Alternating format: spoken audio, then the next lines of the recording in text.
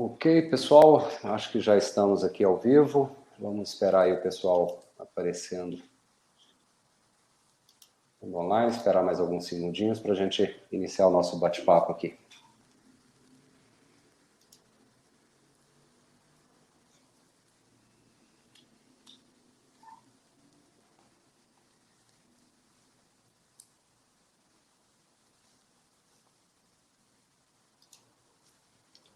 Ok, já temos aqui o primeiro boa noite, acho que dá para a gente começar aqui. Então, pessoal, novamente aí agradeço a presença de todos vocês nesse nosso webinar, promovido aqui pela Ciacom, que é uma empresa especializada em ajudar produtores e armazéns gerais a obterem lucro, reduzir quebras de safra e quebra técnica. Então, hoje a gente trouxe para poder bater o nosso último papo aí desse final de ano, nosso último webinar de dezembro, para fechar com chave de ouro.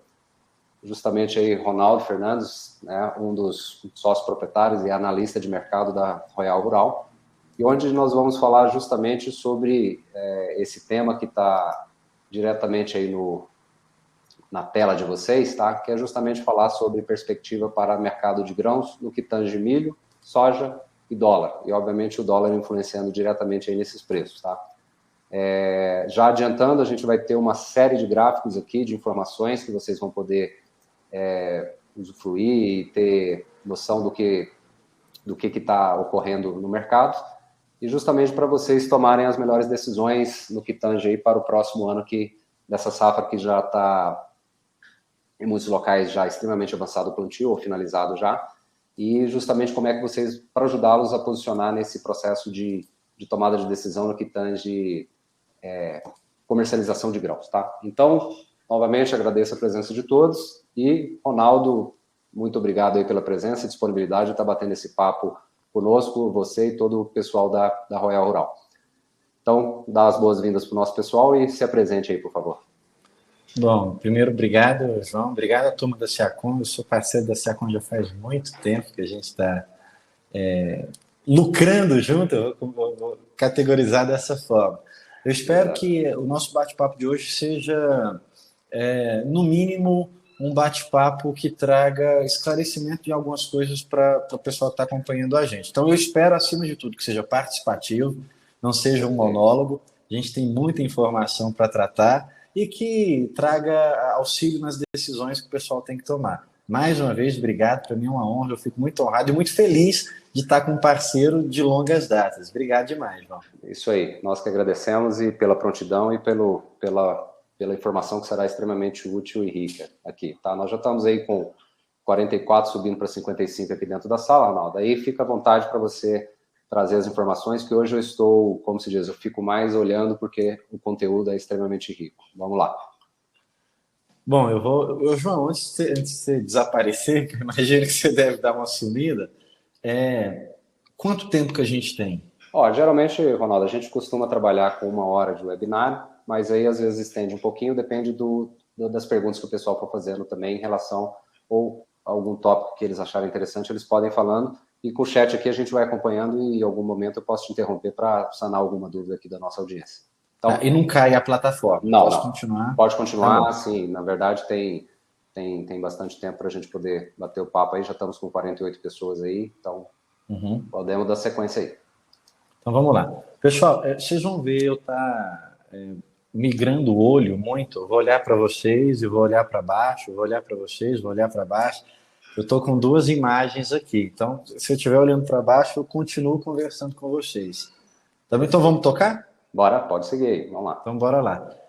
Eu vou pedir para vocês serem o tempo todo participativos. Sempre que surgir alguma dúvida, sempre que surgir algum comentário que queira agregar, por favor, não se acanhem, por favor, não se privem. Falem comigo aqui, falem com o João, para a gente fazer um bate-papo mesmo, fazer um jogo de interação, porque assim a gente ganha mais. Eu vou começar aqui apresentando para vocês, tem muito número. Então, por isso que eu estou até pedindo essa interação, porque tem muito número. E os números podem dar interpretação diferente, pode dar margem para dúvida. Então, vamos conversando, tá? Eu vou começar aqui com o cenário da soja, a gente vai migrar soja, milho e dólar. Eu vou tentar ser o mais breve possível, porque é um conteúdo que a gente pode ficar aqui dias, Exatamente. semanas, batendo papo. Então, eu vou tentar resumir o máximo que eu puder em 1 hora. Então, se eu estiver falando muito rápido alguma coisa, se surgir alguma dúvida de alguma coisa, por favor, falem com a gente. Perfeito. E, pessoal, até colocando aqui, só colocando, o pessoal está colocando aqui das cidades, inclusive, do estado. É bom vocês colocarem, tá? Tem gente do Mato Grosso, gente do Paraná, gente de Goiás, gente de São Paulo. Então, podem ir colocando aí, viu, pessoal? Até para a gente se situar onde nós estamos conversando com vocês, beleza? Pode seguir. Perfeito. Bom, o cenário do milho, o cenário da soja, ele tem muitas peculiaridades, muitas nuances que são individuais de cada um. Eu estou muito acostumado a falar com nichos de mercados diferentes. Então, a gente faz mentoria para a faculdade, a gente presta curso para quem está começando a comercialização e a gente faz consultoria para quem já está no mercado há muitos anos. Eu estou dizendo isso porque a gente fala com pessoas que já têm a base de conteúdo, a gente fala para pessoas que estão começando a entender como é que funciona esse mercado. Então, eu não sei se eu estou falando com gente que está... Eu imagino que aqui nessa sala deve ter todas os níveis, gente que está começando, gente que está... Então, eu vou tentar ser o máximo didático possível. Para você que já tem um curso técnico, que já tem uma didática técnica, um pouco de paciência se eu tiver didático demais, e para você que está começando, se eu tiver técnico demais, por favor, interaja.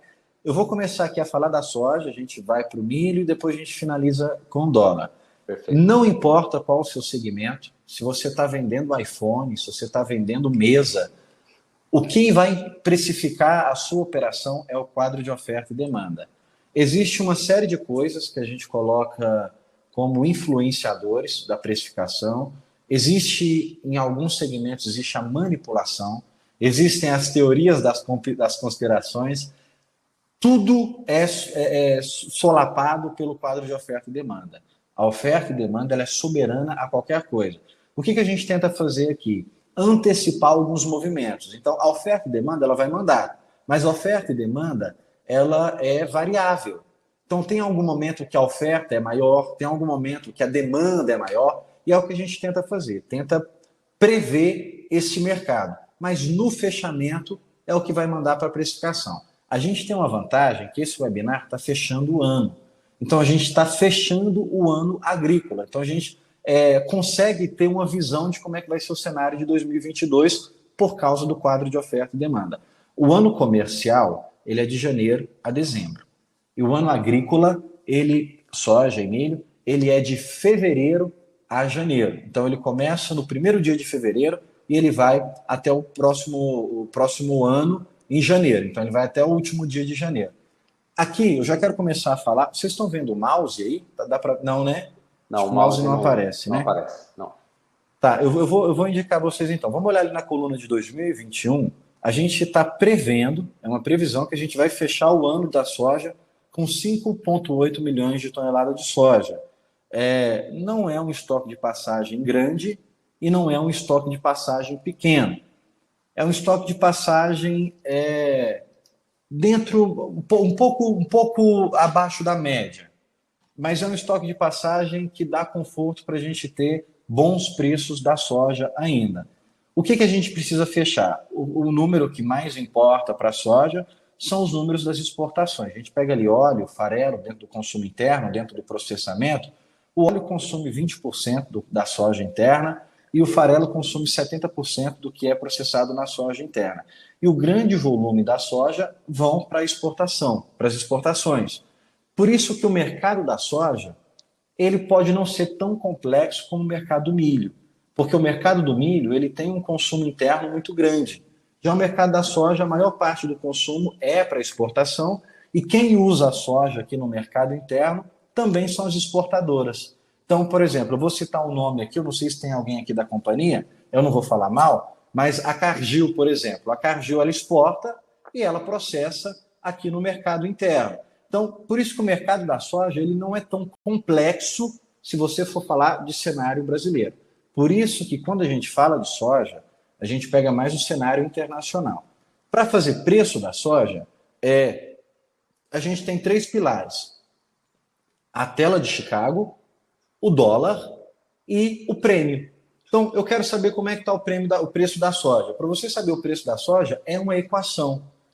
Preço de Chicago, preço do dólar e o prêmio. Você faz a conversão, você chega na paridade de exportação e em 90% dos momentos, esse vai ser o preço que o mercado vai pagar. Então, você quer saber se eu estou competitivo, qual que é o melhor momento para eu vender a minha soja, qual que é o melhor momento para eu comprar a minha soja? Acompanhe a oscilação desses dados históricos. Chicago, dólar e prêmio. É isso que vai fazer o preço da soja. É exatamente isso. E dentro aqui as nossas previsões, porque o ano agrícola não fechou ainda, ele fecha só em janeiro de 2022, a gente está estimando que vai chegar no final do ano com 5 milhões de toneladas, 5,8, quase 6 milhões de toneladas. E para a gente entrar em 2022, a gente entra com o que sobrou do ano passado, uma super safra de soja.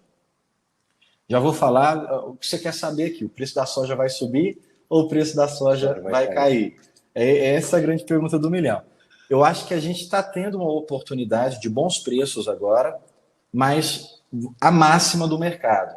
Oferta e demanda é soberano. Quadro de oferta e demanda é soberano. A Apple agora está com problema de chip e vai fazer 10 milhões de iPhone a menos. Se ela vai fazer 10 milhões de iPhone a menos, o preço do iPhone vai subir. Porque a oferta foi ameaçada, a demanda está maior do que a oferta. É soberano. Aqui a gente está no momento em que temos uma super oferta de soja. Os Estados Unidos acabou de colher 120 milhões de toneladas, finalizou a colheita, e o Brasil está prestes a colher a maior safra de soja da história do planeta. A gente vai colher cerca de 143 milhões de toneladas. Mais que a gente não vai colher 143, teve uma quebra, nós vamos colher 140. Quebrou a safra de soja, mesmo com a quebra de 3 milhões de toneladas. A gente vai colher a maior safra de soja do planeta. Brasil é número 1 em soja, em produção. Brasil é número 1 em soja de exportação. A oferta está muito boa. Então, a gente acabou de colher a temporada dos Estados Unidos, ela fecha em setembro. A gente acabou de chegar em novembro, colheu 120 milhões de toneladas de soja lá na safra americana. E a gente vai colher 143 milhões de soja na safra brasileira. A safra sul-americana, a Argentina vai demandar muita soja, Paraguai vai demandar muita soja. Então, é óbvio que a gente tem um cenário para preço baixo.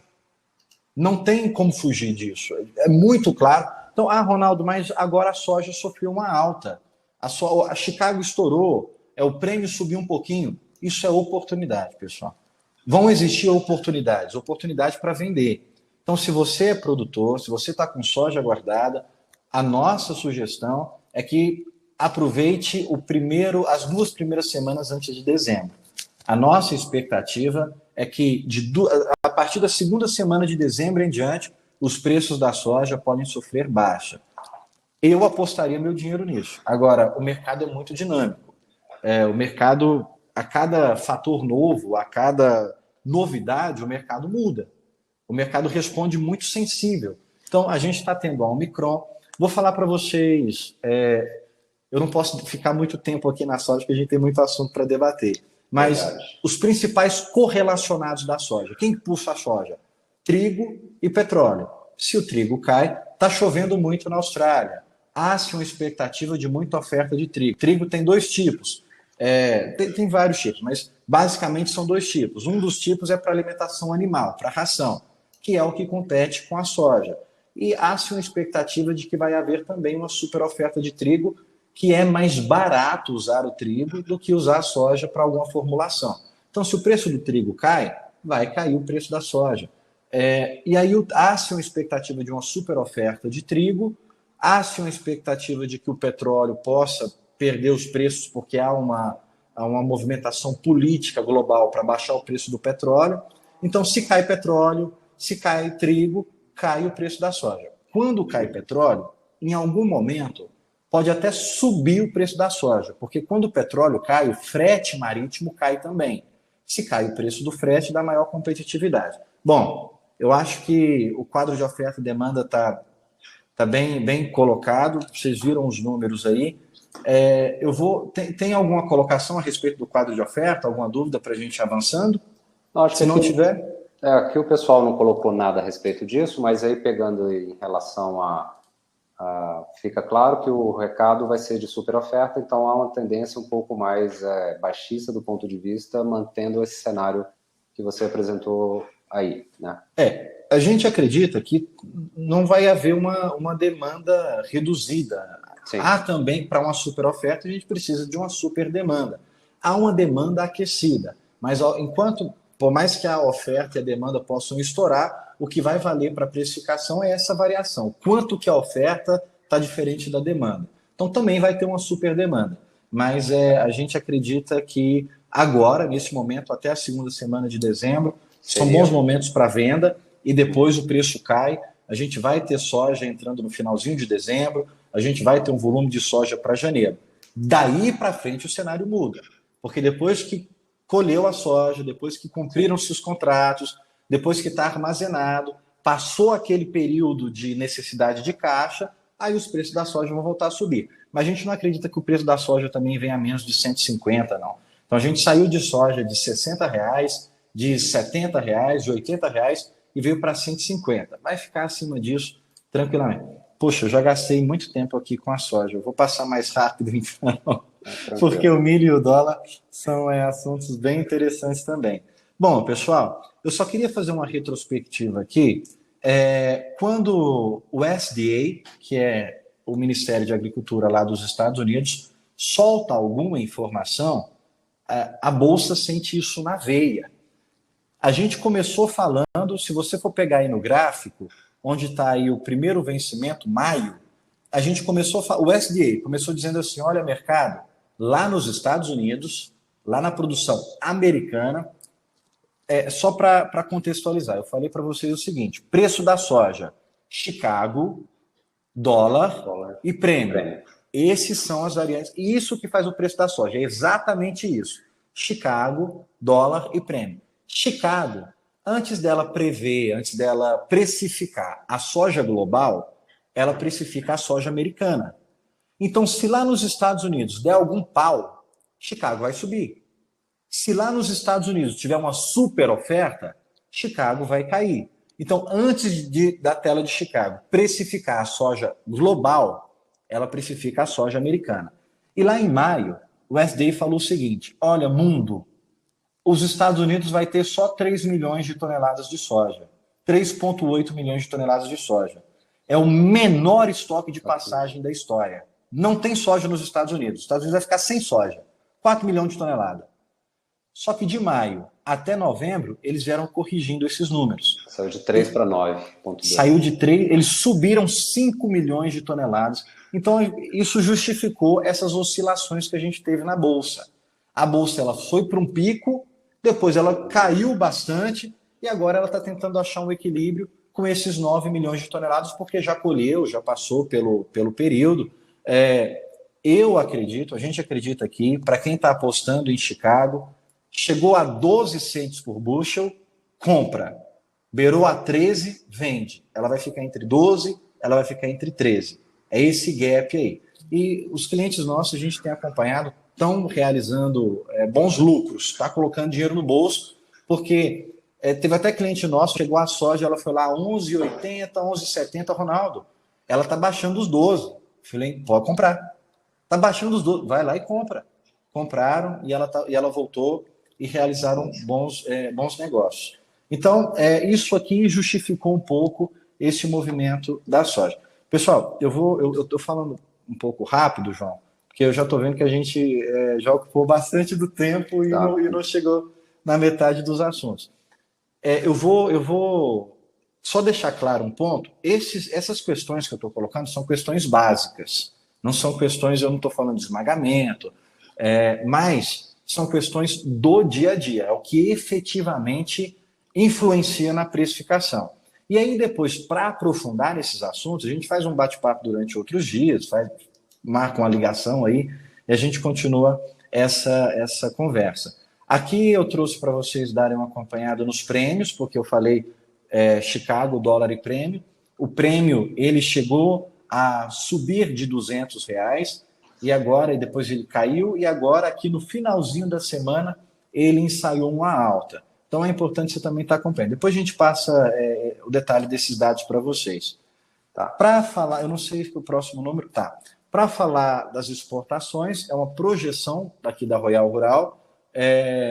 Nós temos um acumulado, nós já exportamos 83,3 milhões de toneladas. Esse é o nosso acumulado oficial dos dados da Secretaria de Exportação. O nosso ano dourado foi em 2018, onde nós exportamos 83,7 milhões de toneladas. 2018 foi o nosso ano dourado, onde o Brasil bateu recorde da exportação de soja. E não é só um recorde brasileiro, não. Os Estados Unidos, quando ele exportou o seu maior volume de soja, ele exportou 61 milhões de toneladas. Então, nós batemos o recorde dos recordes e agora, em 2021, outro recorde. A gente está caminhando para outro recorde, para bater o super recorde. Chegou em novembro, fevereiro a novembro, lá em cima, vocês podem dar uma olhada lá no acumulado lá em cima, a gente já exportou 83,3. A nossa projeção é que a gente vai fechar o ano agrícola com 86,7. Então, nós vamos seguramente bater o recorde dos recordes aí e fechar um ano acima de 86 milhões de toneladas. Eu estou até especulando da gente talvez bater os 87, mas um número mais pé no chão, 86,7. E aqui, para finalizar a parte da soja, a gente tem uma projeção. Outubro foi baixista, novembro até a primeira semana foi baixista, a segunda semana de novembro a gente sentiu uma melhora nos preços da soja e eu estou apostando em um dezembro mais baixista para os preços da soja também, porque a gente já vai estar muito perto de entrar a nossa colheita aqui. Pontos de atenção, a gente teve o Laninha, que já superou, foi uma boa produção para a soja, o piso da tela nos 12, que eu tinha falado, o dólar é um ponto de precificação e o petróleo é um correlacionado que, por mais que ele pode baixar o preço da soja na tela, mas ele também baixa o preço do frete marítimo e deixa uma competição mais acirrada. Tá, João, só até aproveitando aqui, o pessoal perguntou aqui, não sei se encaixa nessa questão da produção, mas o Benedito pergunta aqui como é que está a previsão de produção na China. Lembrando que a China também é um grande produtor. A China é um grande produtor de soja, a China é o nosso principal parceiro comercial. A balança comercial Brasil e China só um rápido comentário. Não sei se vocês vão lembrar da Trade War. A Trade War foi quando o Trump e a China começaram a guerrear. Porque o que foi o motivo que deu embasamento para essa Trade War? Os Estados Unidos compram muito da China e a China não compra nada dos Estados Unidos. E o Brasil é um dos poucos países que a China compra mais do que vende. Não sei se vocês vão lembrar, quando você era criança, tudo que você virava atrás estava escrito assim, Made in China. Made in China. Lá na China, se ela virar a comida dela, está escrito Made in Brasil. Então, é o contrário. Todo mundo compra tudo da China. Mas aqui no Brasil, é a China que compra do Brasil. Então, a China compra a nossa soja, a China compra a nossa carne, a China faz uma troca de plataformas de petróleo com o Brasil. Então, a China é o principal parceiro comercial do Brasil. Eu brigo muito porque a minha formação é economista. Eu sou economista. Aparece lá no jornal, não vou falar o nome, não vou falar emissora de TV, não. Mas aparece alguns jornais assim, os principais parceiros comerciais do Brasil. Fulano, Beltrano e Ciclano. Esse é o principal parceiro comercial. Por quê? Porque o Brasil exporta muito para ele. Um cara que compra muito da gente é um bom parceiro comercial. Mas quando você pega lá para ver, a gente está comprando muito mais do cara. Os Estados Unidos, a Alemanha, ficou em saldo negativo. A gente comprou mais deles do que eles compraram da gente. Então, quem que é o principal parceiro comercial do Brasil? Aquele cara que compra muito da gente, mais do que o que a gente compra dele. Quando você pega importação e exportação daquele país, a exportação nossa está maior. Então, a China, esse ano, bateu todos os recordes por causa do volume da soja, por causa do preço da soja, por causa da soja em si. Então, a pergunta dele foi como é que está a questão da demanda chinesa, né? Na verdade, é a previsão de produção deles também, né? Como é que se teve provavelmente está perguntando se teve alguma coisa em termos da produção, porque a gente sabe que ele é deficitário muito no consumo, mas eles têm uma produção também que não é Em termos de ranking, não me recordo em qual posição está a China em produção também. A produção da China é uma produção significativa. Toda vez que a gente fala em números da China, se levanta uma questão. Né? É uma questão, porque assim, como é que a gente acompanha os dados da China? A gente acompanha os dados da China pelo SDA, que tem lá as suas bases lá. Houve um aumento da perspectiva da produção chinesa. Eu vou pegar o dado aqui, o número, para não falar nada de achismo, mas houve um aumento da produção chinesa, uma expectativa da produção chinesa. Há-se estimado de que a China produza agora, deixa eu pegar em óleo, soyabin, óleo sede. A China ela deve produzir no próximo ano, agora, no próximo período, cerca de. O Brasil vai produzir 144, os Estados Unidos 120, depois vem a Argentina com 49 e a China com 19 milhões de toneladas de produção. Essa é a perspectiva que o SDA fez para a China. Então, eu vou repetir porque são dados interessantes. A perspectiva do SDA para essa produção agora, dessa temporada 2022, é que o Brasil produza 144, os Estados Unidos 120, a Argentina 49. Esses são os top 3. Brasil, sim. Estados Unidos e Argentina. E depois a China com 19 milhões de toneladas. A China ela precisa de soja. Sim. O que é o problema da China? Não é nem a produção. O Brasil atrasou a entrega de soja porque houve excesso de chuva lá na colheita. Não sei se vocês vão lembrar. Houve um problema de qualidade, porque a soja ardeu. Houve um problema de atraso de entrega nos portos. Se você for pegar os números de exportação da soja, janeiro foi uma catástrofe. A China ela precisou reduzir o seu processamento, porque o Brasil não entregava a soja. Depois veio os furacões nos Estados Unidos. Furacão Aida, furacão Nicholas, e prejudicou o movimento dos portos. Então, os Estados Unidos também, no momento, não conseguiu entregar o volume que ele precisava para a China. Depois veio a crise energética na China. A China tem a base de energia dela no carvão. E aí houve uma crise no carvão e depois veio a conferência da ONU, a conferência 26 agora. A China ela tem uma meta de climática para cumprir e ela viu que com carvão ela não ia cumprir essa meta. Então ela fez uma mudança energética do carvão para energias sustentáveis. A energia passou a ficar muito cara. Então o que as indústrias fizeram? Reduziram mais o processamento. Então, a China ela sofreu uma redução no seu processamento por causa de problemas dos fornecedores e por causa de problema local. Há uma previsão de que a China ela precisa voltar para o seu processamento cheio. Então, houve uma redução, ela não vai só voltar para o que ela era antes, ela vai voltar com um aumento, ela vai voltar com crescimento. Então, há sim um aumento na produção da China, mas ele não se equipara ao aumento da necessidade de consumo da China. Então a China vai continuar no radar, vai continuar como a nossa principal compradora de soja. O processamento da China tende a se aumentar porque ela precisa corrigir problemas que ela passou dentro desse ano. Perfeito. Okay? Não, bacana. E só reforçando aqui, pessoal, os 3 pilares lá da composição do preço da soja, né, Ronaldo? Então justamente Chicago, prêmio e dólar, tá? Eu vi só uma pergunta aqui, João. Eu vou aproveitar para fazer um jabazinho. Alguém falou assim: boa noite. Qual site posso conferir Chicago? Isso. Você confere com a Royal Rural. Vai lá no Instagram nosso e fala: eu quero os preços de Chicago. E aí eu vou te dar as dicas de como ter essa precificação. Royal Rural lá no Instagram, você pega todos os preços. Isso, perfeito. Online. Exato. Tá aí mais uma questão bem próxima, dá para poder acompanhar, tá? A questão do prêmio, até o pessoal perguntou também o que compõe o prêmio, rapidamente, se você puder, porque isso acaba sendo, às vezes, para alguns já é bem conhecido, mas para... Tá, eu vou falar de prêmio de uma forma muito genérica, porque prêmio é um cálculo, prêmio é uma equação.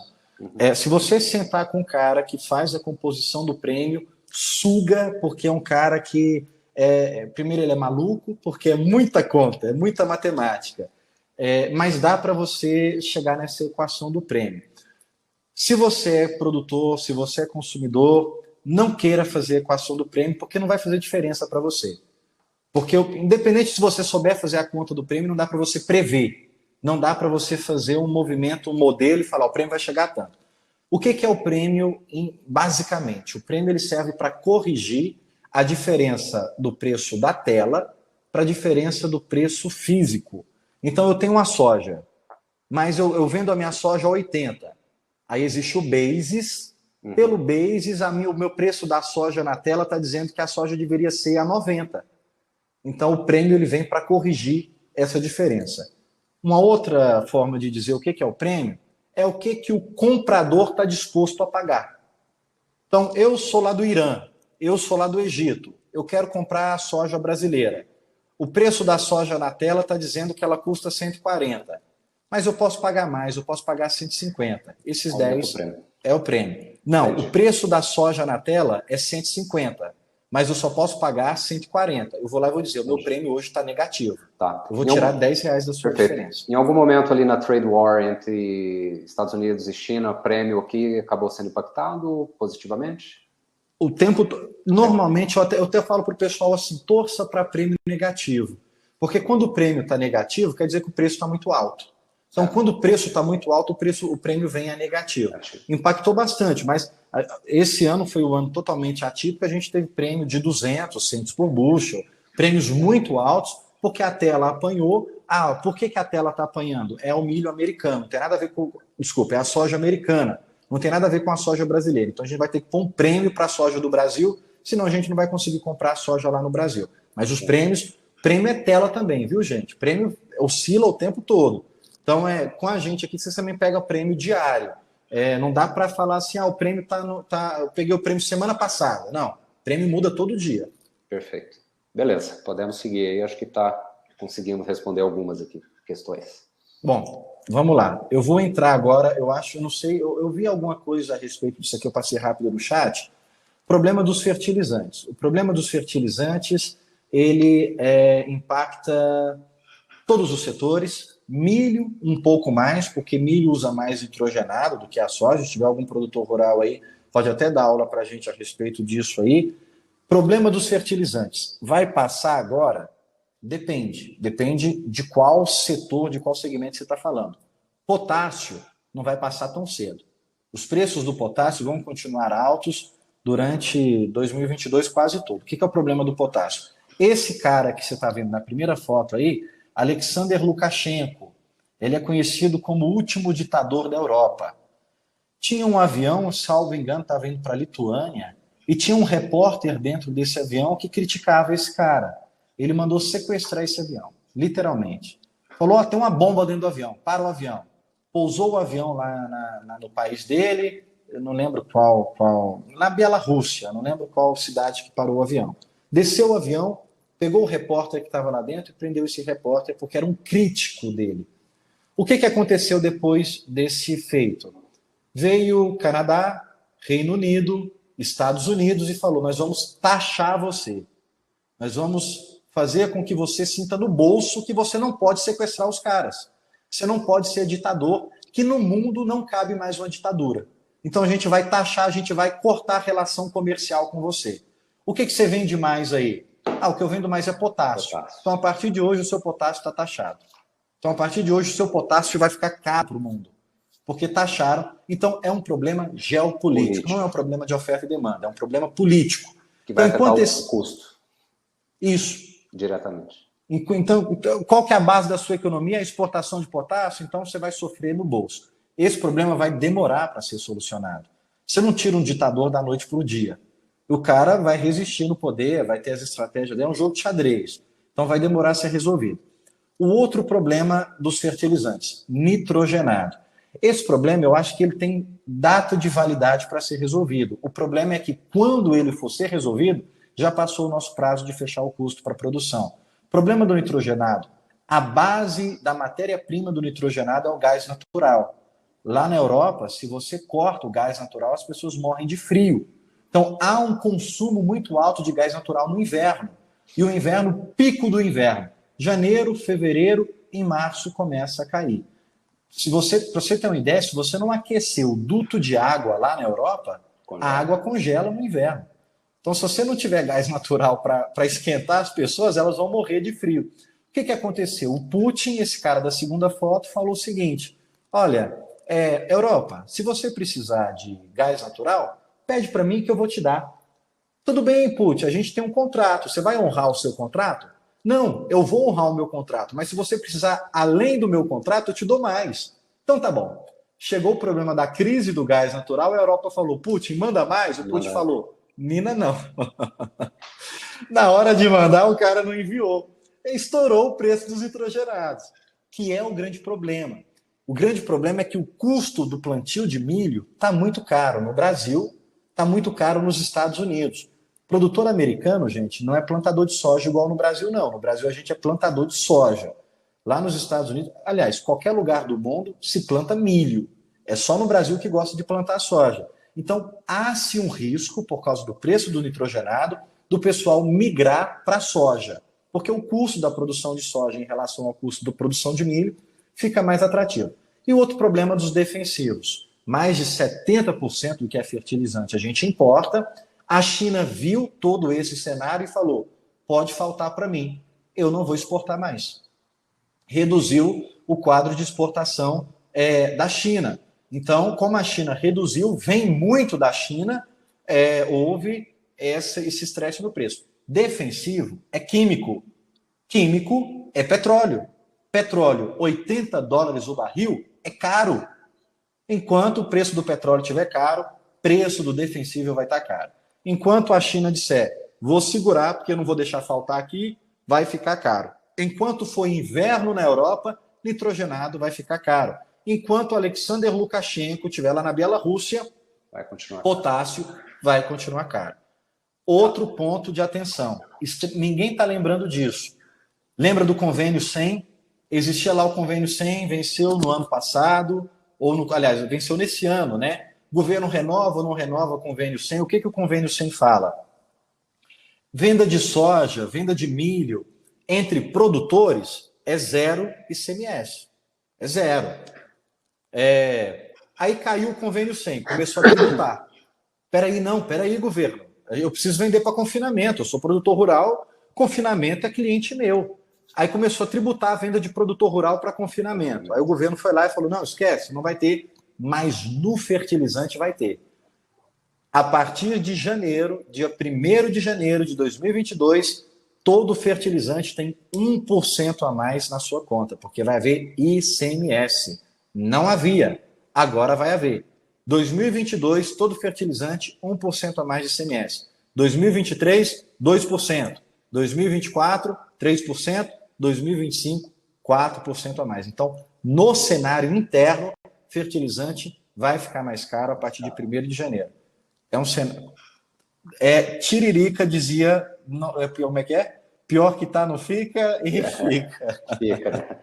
Exato. Eu tô rindo de nervoso, viu? Exato. E assim, dentro desse cenário, pegando, né? Então, você tem uma oferta, no caso da soja, né? Pegando essa questão dos custos que estão impactando. Então, duas necessidades muito claras, né? Entender bem os custos, justamente até porque o preço é dado por variáveis, conforme você diz, de demanda e oferta, e a gente tem, então, uma pressão um pouco mais de oferta, os custos também tendo uma pressão um pouco maior, como o que está acontecendo por conta de petróleo, por conta dessa questão geopolítica. Então, muito fundamental também, né, Ronaldo, é controlar bem os seus custos para poder tentar reduzir justamente naquilo que talvez você tenha mais controle, né? Digamos que é da porteira para dentro e nos seus custos, né? Ô João, a sua pergunta foi boa pra caramba. Eu vou, antes de falar a sua pergunta, eu vi que a gente tá com uma audiência muito boa aqui. Eu vou pedir só um outro jabazinho. Você que está aqui com a gente, que está tirando foto, marca a gente no Instagram lá, porque eu estou mendigando like. A gente está começando no Instagram, então marca a Ciacom, marca a Royal, tira a foto aí, vai lá e marca, tô no webinar da Ciacom junto com a Royal.rural. Ó, quem não fizer o seu custo na ponta do lápis esse ano, não vou falar que vai quebrar, não vou ser profeta do apocalipse, mas vai sofrer muito. A gente chegou a falar para produtores, olha, se você puder não fosfatar, se você puder abrir mão de alguma coisa, abra mão para o seu custo não ficar extremamente estressante.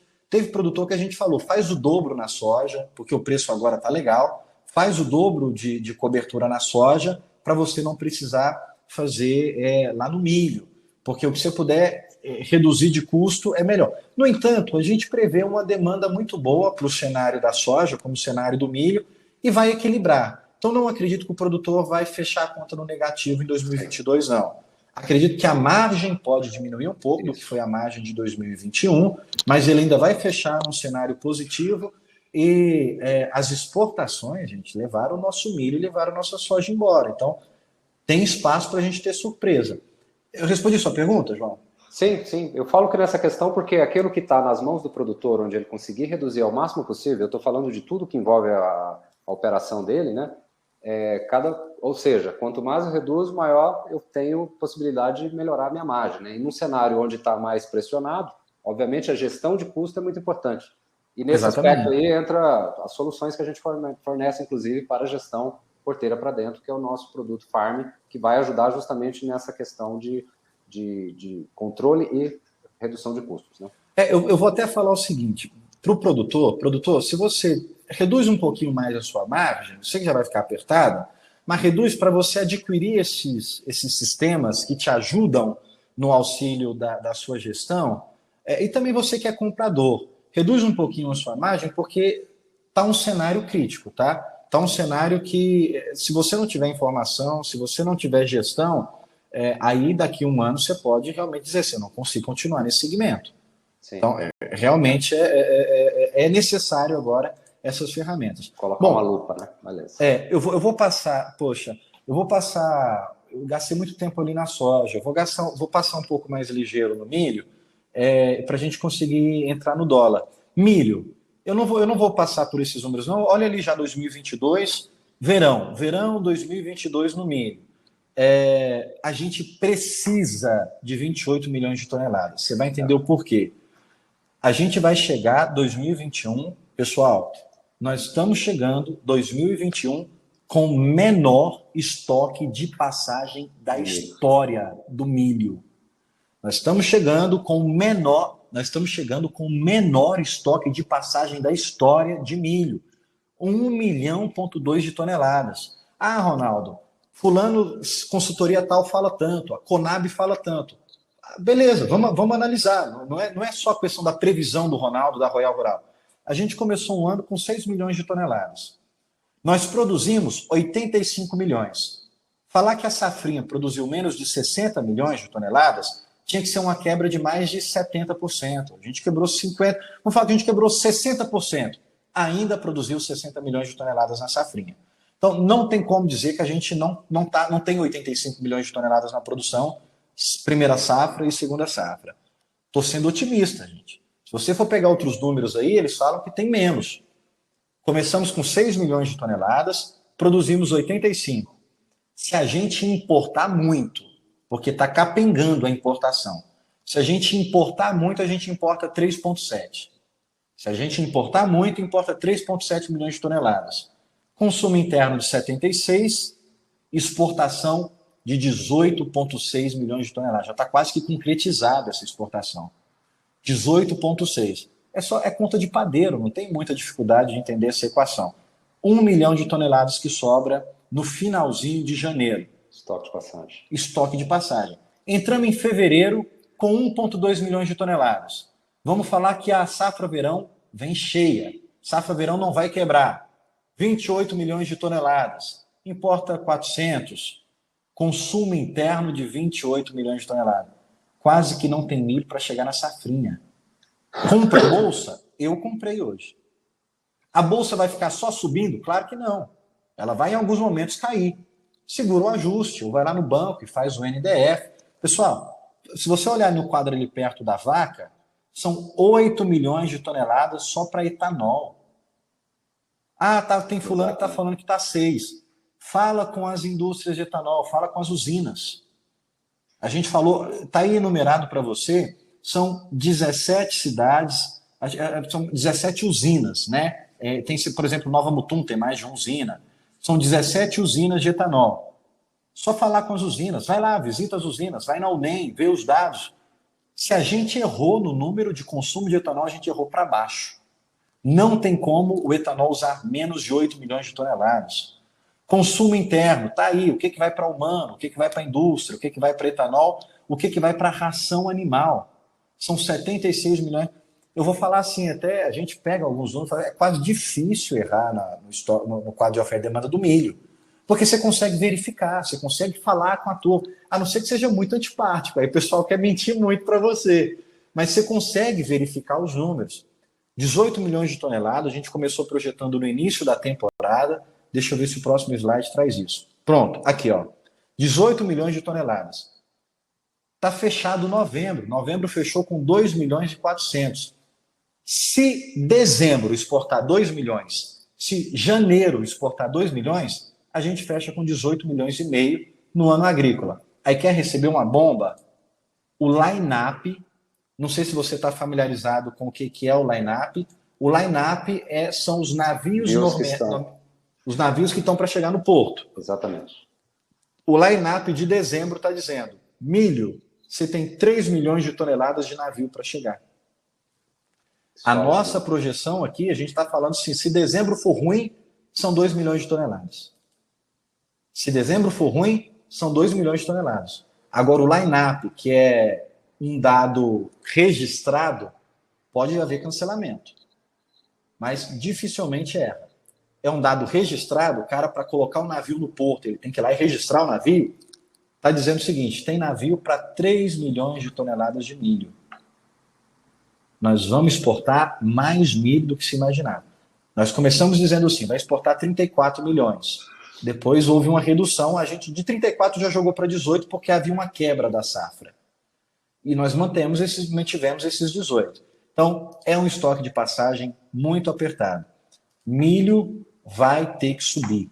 Esse gráfico aqui é um gráfico extremamente importante se você está no cenário de milho.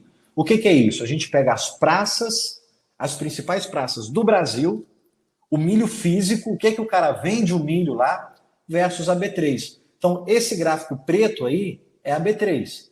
A B3 começou a subir, o milho físico ainda não subiu.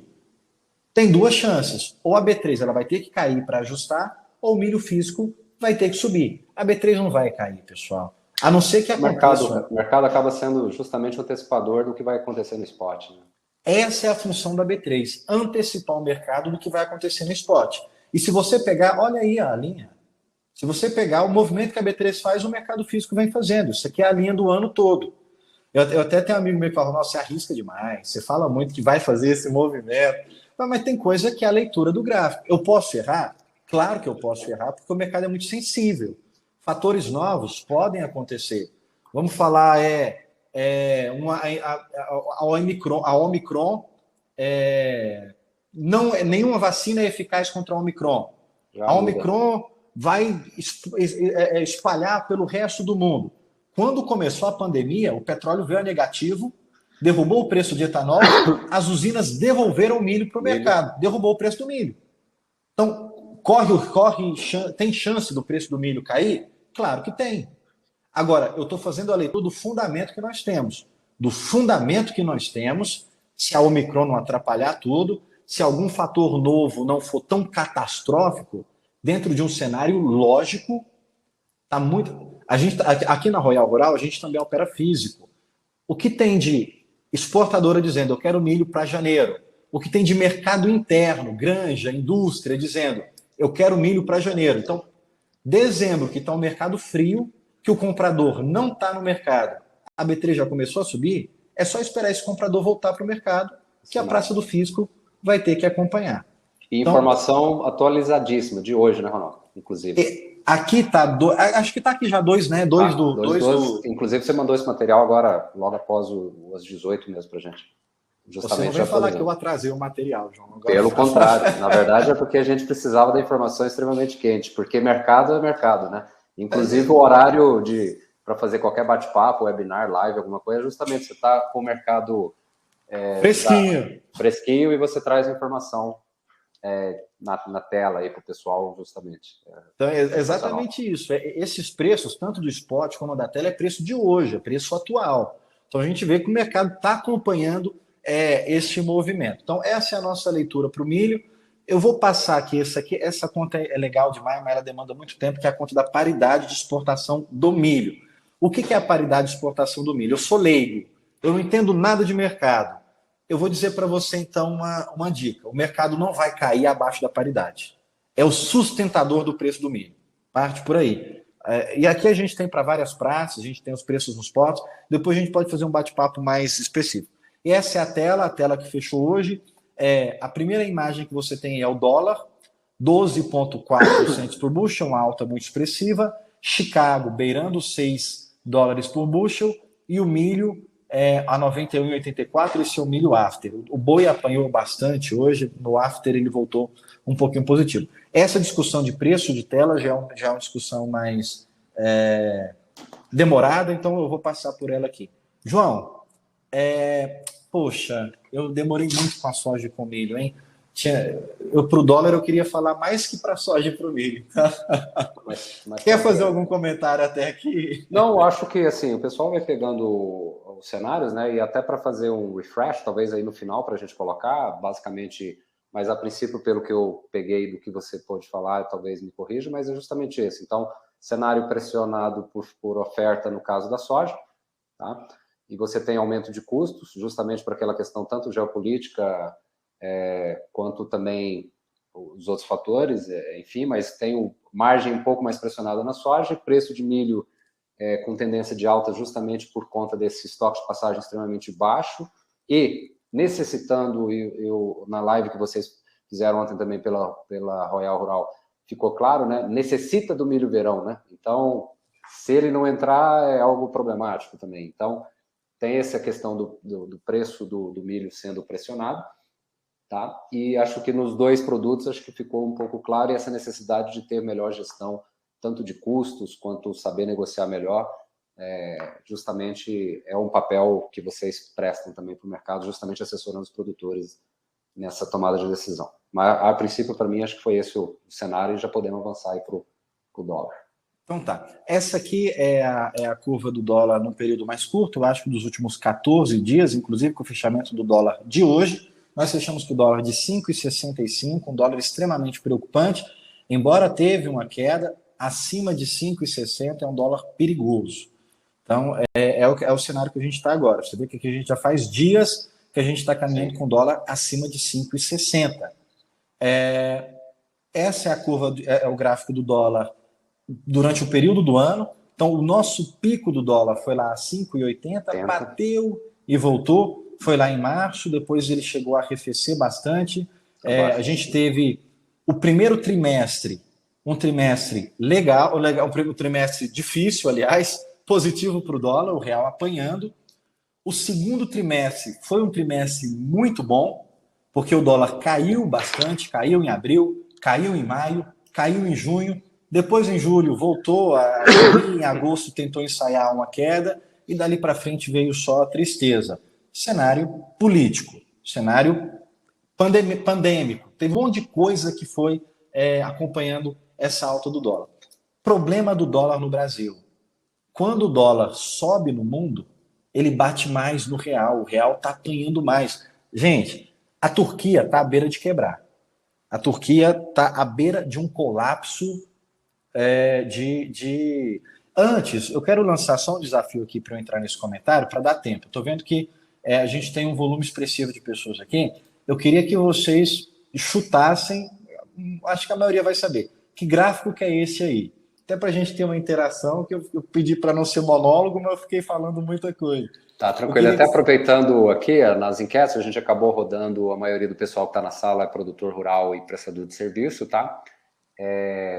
Aqui, a maioria dizendo que não possui consultoria de mercado, tá acima de 70%.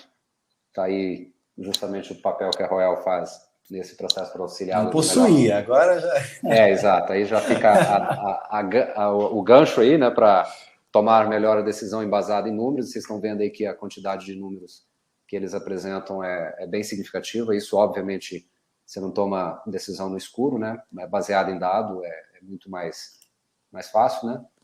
E tá, o pessoal aqui até agora ainda não falou a respeito do gráfico no chat, pelo menos. Eu vou pedir para vocês chutarem mesmo. Chuta o que você acha que é esse número aí. Mas é preocupante, hein, pessoal? Você que está no ar, você tinha que saber que número que é esse aí. Eu até achei que não ia ser um número difícil. Ou porque o pessoal está só ouvindo, né? E não tá com o celular na mão ou o computador na mão aí. Vou dar esse benefício da dúvida. Mas, Ó, já soltaram aqui no chat, não sei se você está acompanhando aí. não, O Sidney soltou inflação IPCA. pronto, perfeito. Matou. Eu Então, também então já, sabia, eu sabia que era aí justamente porque ela está. Aí o Cléges também falou, inflação, exatamente. perfeito. Na linha mais clarinha, a gente tem a inflação oficial. E na linha mais escura, a gente tem a prévia da inflação, que é o IPCA 15. A gente está com a inflação muito alta. Eu quero saber dólar, termômetro de dólar. Pronto, não tem muita coisa. É inflação. Enquanto a inflação estiver alta, o dólar não vai cair. Porque a inflação alta tira o poder de compra do brasileiro. Em outras palavras, desvaloriza a sua moeda. Sim. Então, a inflação alta, o real vale pouco. Gente, é absurdo, mas a meta da nossa inflação era 3%, 3 alguma coisa, com um gap de até 5%. Certamente a gente vai fechar uma inflação com 2 dígitos. É culpa do governo? Não necessariamente. A gente teve uma pandemia. Sim. Todas as inflações no mundo dobraram. Você tem Todas as problema nos inflações. Estados Unidos, está apresentando problema, você tem na própria Europa também, algumas zonas apresentando, mas aí também acho que teve, aí eu dando o meu pitaco também, porque, digamos, somos dois economistas aqui, minha formação é economia também, Ronaldo, e nós temos justamente, né, o Banco Central, apesar da pandemia, a gente sabia dessa necessidade como redução da taxa de juros básica no mundo como um todo, mas a 2% teve presidente de BC achando que nós éramos a Suíça, né? Teve. Então, assim, a minha opinião é que forçaram Teve. demais a barra também. Como eu acho que tem muito produtor rural aqui, mas certamente teve. Eu Assim, não e na atribuo. verdade, essa questão de insistir que era temporária, e aí o temporário agora correr atrás da curva, né? Então, Virou perene, né? exatamente, Virou aí extende. acabou complicando, né? Então, esse foi o problema de achar que essa era uma inflação transitória e não foi. A inflação crescente. A inflação saiu de janeiro de 4,5, gente. Ali em maio ela já dobrou. Sim. Ali em maio ela já chegou a 8. Depois, o que é o problema do Brasil em relação às inflações do mundo? A inflação dos Estados Unidos dobrou, a inflação da Europa subiu. A nossa inflação é a terceira pior do G20. Exatamente. Se você pegar o G20, a gente está atrás da Argentina, Turquia, que tem uma inflação acima de 50%, mas eu não vou comparar, aquele negócio assim, eu não me balizo pelo pior, eu tenho que me comparar com o melhor. Quem que é o melhor analista de mercado, quem que é com esse cara que eu quero brigar. Eu não vou me comparar com a pior situação econômica. Então, a Argentina não é um bom país para o Brasil se comparar. A Argentina quase colapsou. E a gente está atrás da Argentina e da Turquia. Gente, nós estamos perdendo para a Argentina e para a Turquia em quesitos de inflação. É preocupante, é alarmante. O governo tem culpa? Tem. Tem a culpa 100%? Não, tem a pandemia, tem o petróleo, tem a energia. Choque de oferta, enfim, tem uma série de coisas aí que acabaram explodindo mesmo, e se você pega lá o line-up, por exemplo, do Porto de Los Angeles, o problema com containers no mundo como um todo, enfim, uma série de fatores, né? Eu digo, o avião nunca cai por um motivo só, né? Uma série de fatores que fazem com que uma aeronave caia. Então, acho que esse é justamente o cenário. Perfeito. É esse o ponto. Então, vou colocar um exemplo para vocês. Não tenta taxar nada, não tenta equilibrar preço de nada. Foi o que a Argentina tentou fazer e por isso que ela se deu mal do jeito que se deu mal. Preço do petróleo, preço da gasolina está caro. O governo entrou tentando, vamos baixar ICMS, vamos fazer isso. Toda vez que entrou, vamos dar auxílio caminhoneiro. Toda vez que o governo tentava interferir num problema que não era aqui dentro, ele piorava, porque o dólar subia e puxava tudo. Sim. O dólar subiu, puxou a inflação, puxou o petróleo, puxou tudo. Inclusive, não vai dar tempo da gente discutir por que o biodiesel agora vai ficar 10% e não 12% e não 14%, como era previsto na mistura do diesel. Exatamente. É uma situação inflacionária. Esse aqui vai ser difícil. Alguém quer chutar? Eu queria muito que alguém chutasse esse aqui. Esse aqui eu duvido um pouco que as pessoas acertem. Eu queria que vocês chutassem, pessoal. Eu vou dar, que é o próximo assunto para eu também já encerrar essa fala. Existem 3 coisas que elas não podem existir na máxima. Uma delas é o dólar, a outra delas é a inflação, que é o que a gente acabou de falar. E a terceira coisa é essa aí. Só que se a gente for pegar o histórico dela, a gente vê que está muito longe a máxima dela, mais de 40%.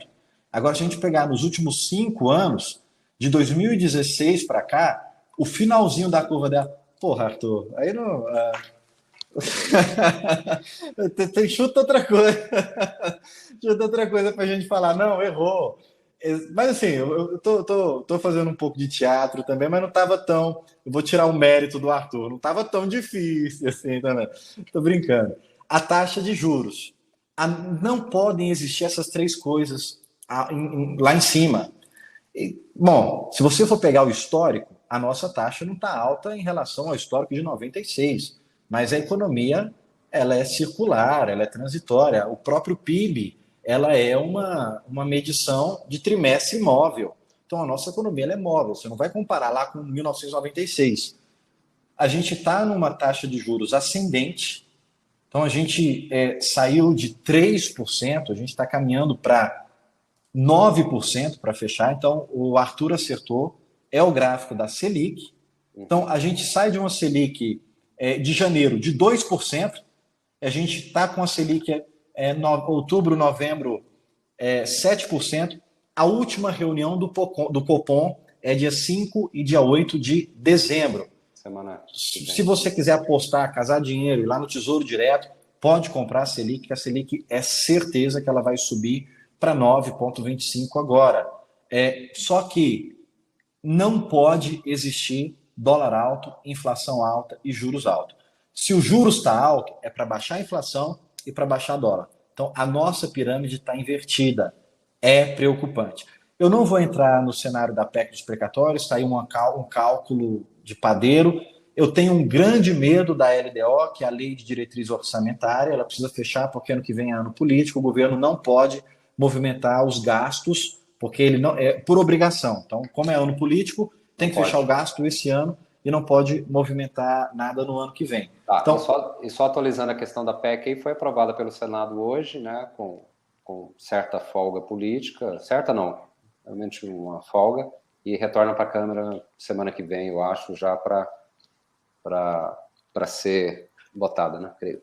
A Câmara não vai nem fazer, não tem nem tempo, logo tem recesso parlamentar aí, por isso que a reforma do imposto de renda, que também era uma reforma importante, ficou para depois, porque a PEC dos precatórios, a PEC ela tem de tudo, tá? A PEC ela tem populismo, então ela tem necessidade econômica, ela tem necessidade social, então a PEC ela é o famoso dos males o menor.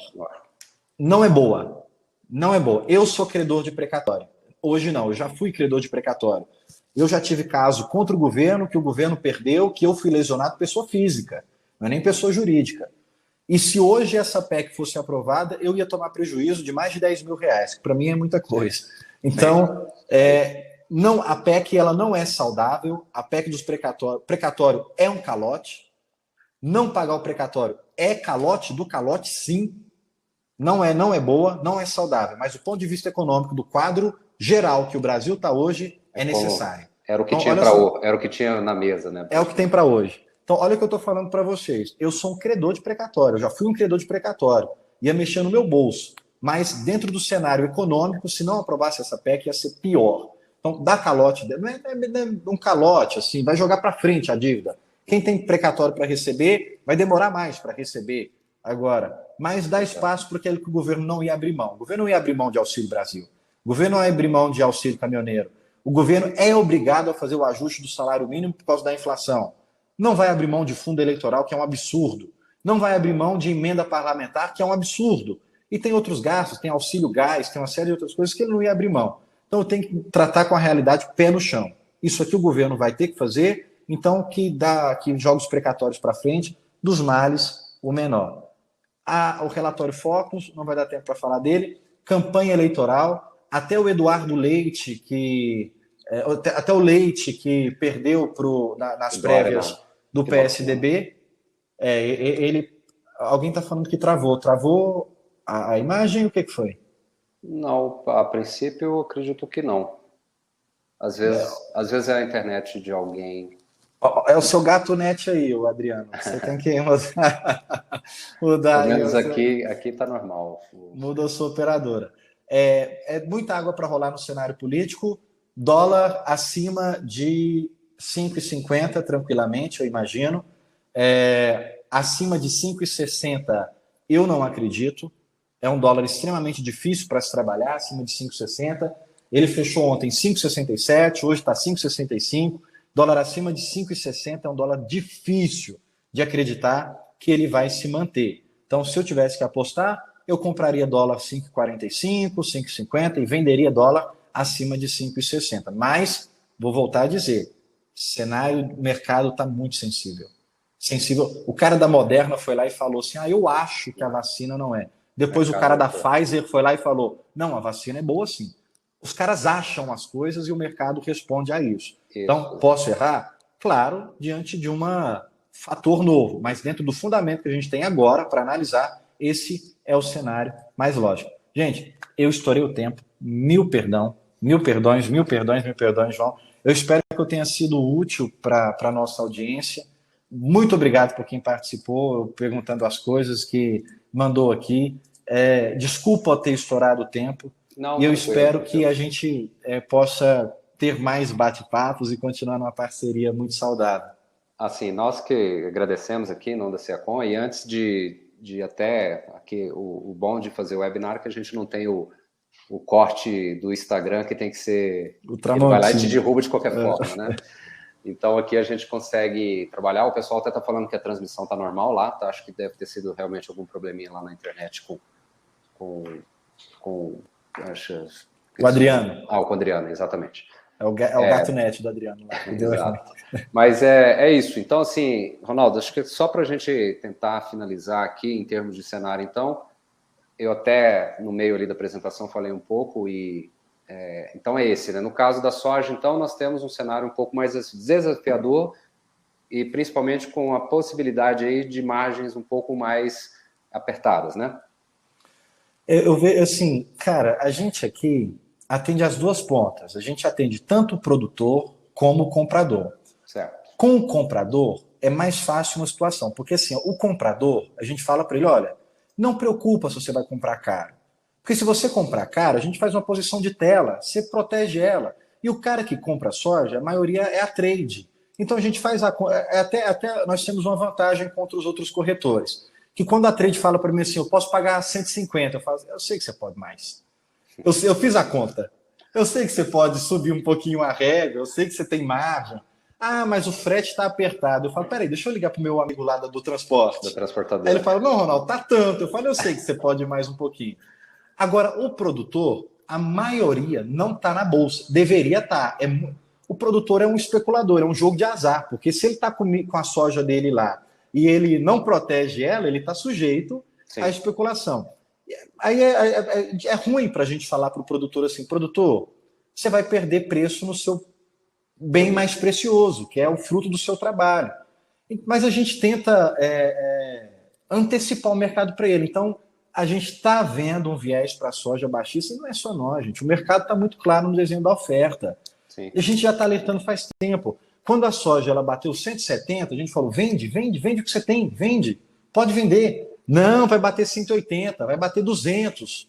Ela já tinha batido 180, nós vendemos soja convencional a R$200. Foi lindo. Pois é. Nós temos uma minuta, um contrato para colocar num quadro. Emoldurar, deixar assim. Para emoldurar e dizer, vendemos a R$200.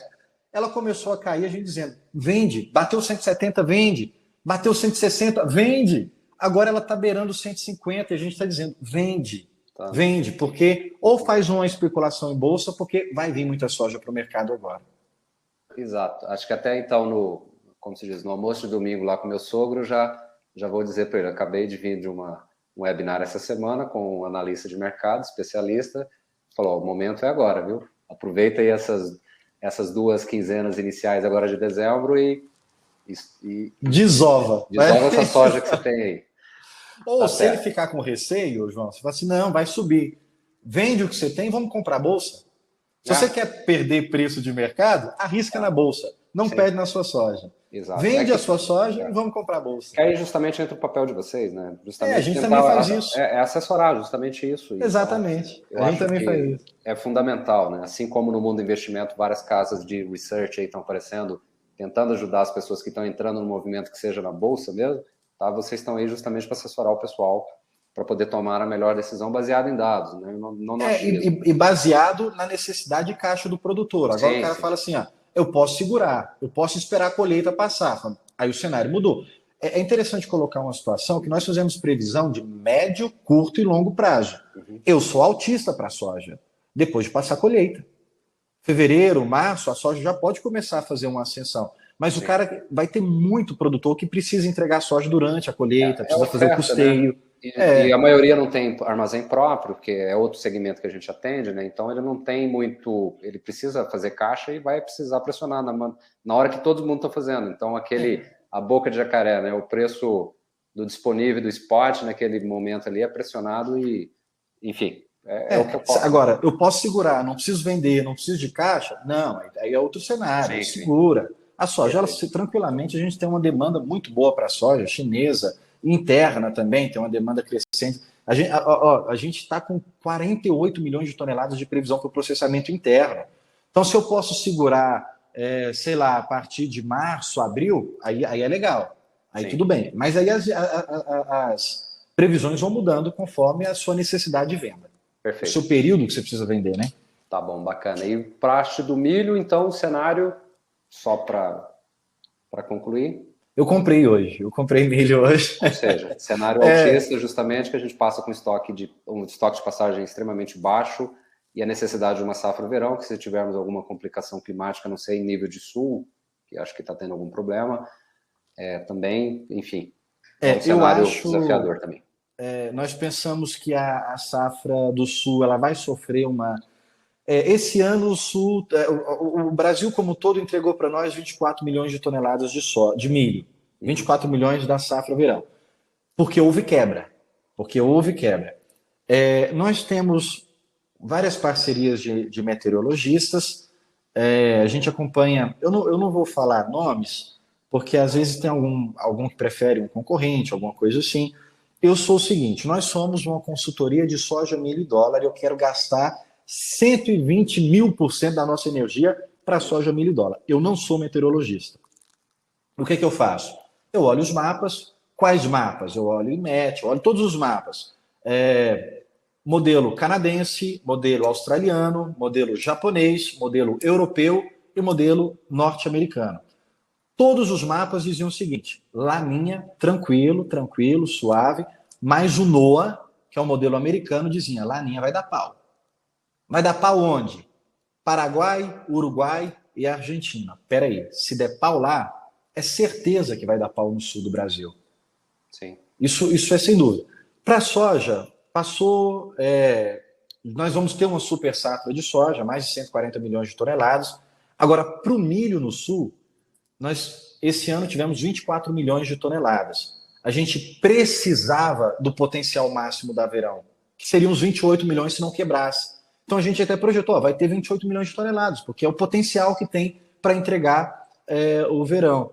Só que aí veio o Laninha, veio prejudicando o Paraguai, veio prejudicando o Uruguai, veio prejudicando os vizinhos e prejudicou também. Teve um veranico no verão, no sul, já teve esse período sem chuva.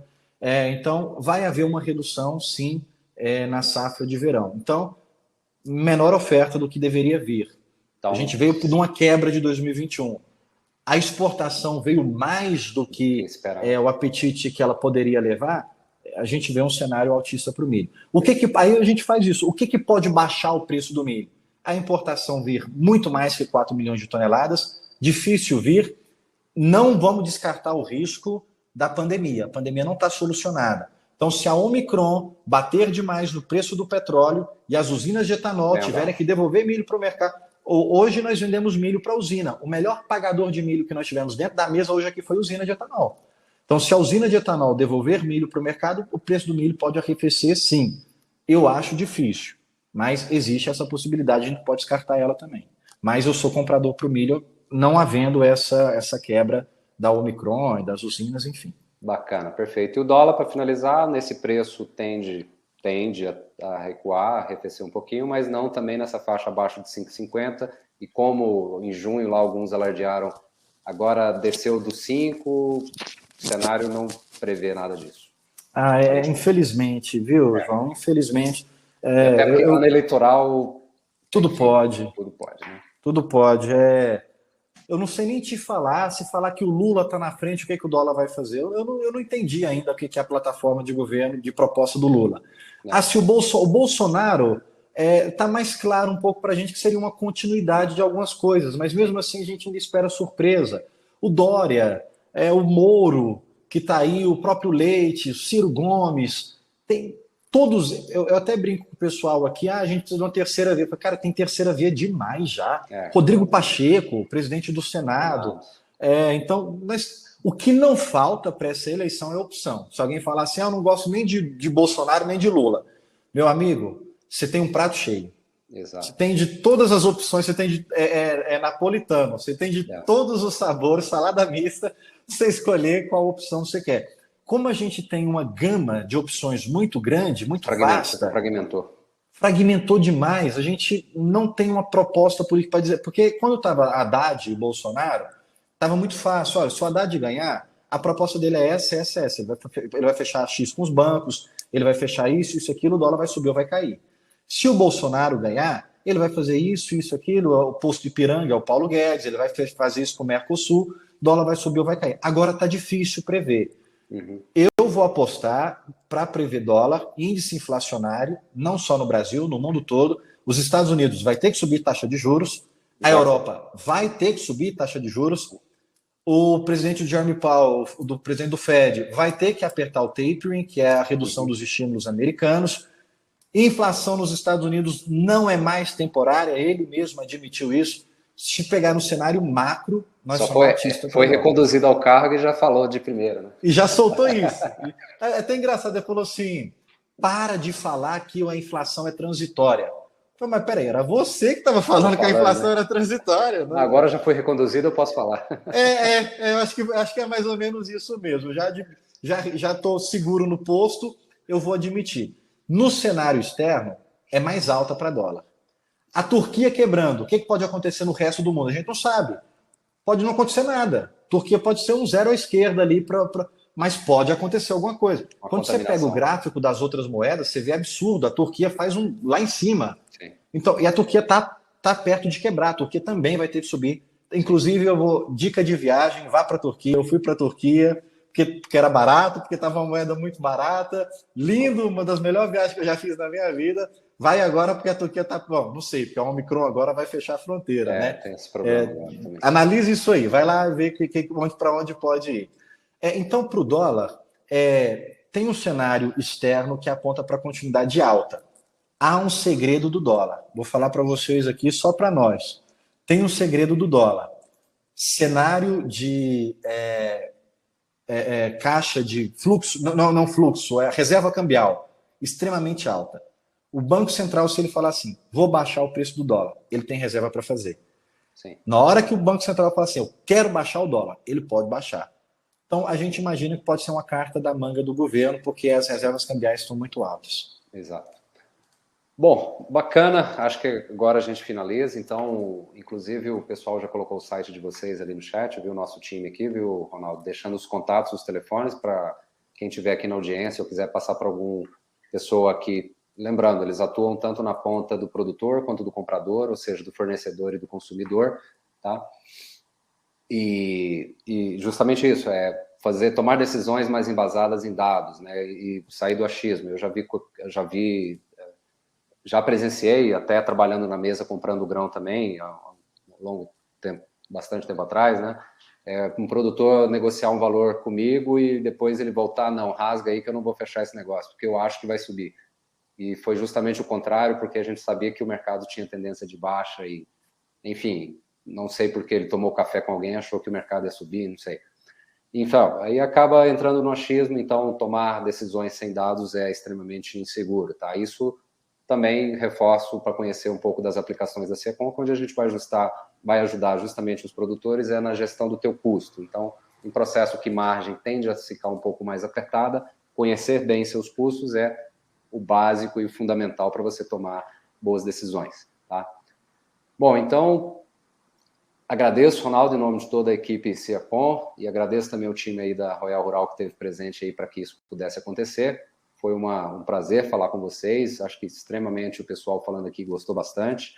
Lembrando, pessoal, que para quem se cadastrou no webinar, depois vocês vão receber por e-mail o link, tá? Vai estar disponível essa live, esse webinar, para que vocês possam assistir. E acho que a gente conseguiu passar por todo o que a gente se propôs, né? Que é falar justamente de tendência de preço de soja, milho e também dólar, tá? Então, agradeço, repetindo, e vamos marcar outras aí para o ano que vem, com certeza. Eu agradeço também. Eu vou mendigar like de novo. Lá no Insta, isso aí. É porque é o seguinte, a gente... Royal.rural, @royal.rural lá no Insta. Royal.rural. Se quiser ir no meu, eu gosto. Mas no Royal.rural a gente está... É porque a gente começou agora o movimento de internet, viu que é necessário, que precisa estar nesse ramo. Então, eu só peço isso. Vão lá, por favor, no nosso Instagram, royal.rural. E agradeço demais, gente. Foi uma audiência muito bonita, viu, João? A gente teve umas interações legais. Eu não acompanhei tudo no chat. Vou confessar que eu fiquei muito aqui entre os slides e lá. Mas onde eu fui lá, eu vou pedir muito para vocês, pessoal. Manda direct para a gente. Quiser estender esse bate-papo, eu gosto muito. A gente faz muita live. Tem radar. Bom, vai lá no nosso Instagram, chama para conversar. Tiver aqui em Goiânia, está convidado para passar aqui no nosso escritório, ver até minha atriz no fundo aqui. Eu fico torcendo ou para chover ou para algum carro bater para a gente ver aqui em live. Para Bahia eu já pensei, bater não, porque se eu batesse ia ser ruim, mas pelo menos para chover ia ser legal. Exatamente, fica um cenário bacana. Mas beleza. Está convidado para vir aqui. Isso aí, pessoal. Então, quem quiser conhecer mais os produtos da Ciacom também, é ciacom.com.br. Lá você vai ter, inclusive, uma página de materiais ricos, tá? Para vocês, para quem quiser ter acesso e entender o que a gente faz. Inclusive, a gente tem algumas soluções que a gente oferece em termos de e-book, planilhas, para quem estiver no segmento quiser consumir lá. E é isso. Então, eu agradeço a toda a audiência por esse nosso último webinar do ano e conto com vocês aí para a próxima safra e para o próximo ano. Ronaldo, uma boa noite, um bom descanso e obrigado por estar conosco aqui até agora. Obrigado, gente. Obrigadão, um abraço. Até mais. Tchau.